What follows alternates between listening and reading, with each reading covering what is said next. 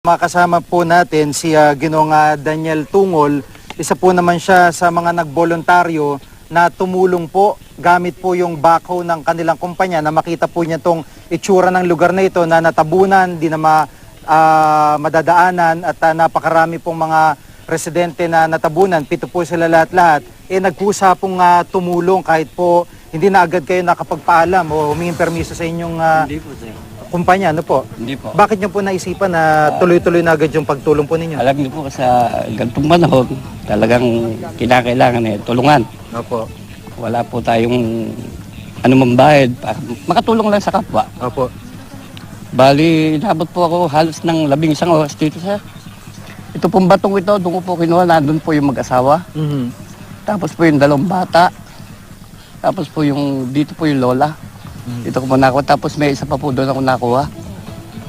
Bali, halos 11 oras po akong palipat-lipat sa 2 equipment. So halos kayo na talaga yung naka-retrieve po, nakakuha Yes, sir. doon sa mga labi po ng Hindi mga ko po iniwanan hanggat hindi na ako yung kahuli-huli ang bangkay. Opo. Itong batong ito, itong malaking batong ito kanyo, talagang nakatabo no sa bahay. Dito po, tatabong po yan. Dito ko po nakuha yan. Dito ko po inalisan. Tapos nandun po yung lalaki, tsaka po yung babae. Opo. Halos magkasunod po sila. Tapos po yung 2 bata, may isa po dito. Tapos yung po lola na andito.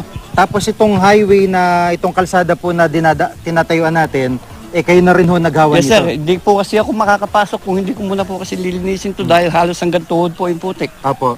Hindi ko po maipapasok yung bako para kunin po yung mga nasawi po dito sa Opo. Kaya nilinis ko muna po yan hanggang doon po sa may bahay pong yon. Kinahid ko po hanggang dito, makalabas po ako dito para makuha ko lang po yung mga bangkay. Opo.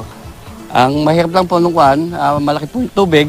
Sinundan ko pa po ng loader para maitawid ko yung isang bata, yung 2 batang una nakuha para makatawid doon sa malalim. Opo, at itong sa kabila ho ng daan na ito, kayo na rin ang nagtabi yung Yes, sir. bubong na Lahat yan. po yan, galing po dito yan. Lahat po, pati po doon, galing po dito. Maraming salamat po. Si Ginoong Wala po.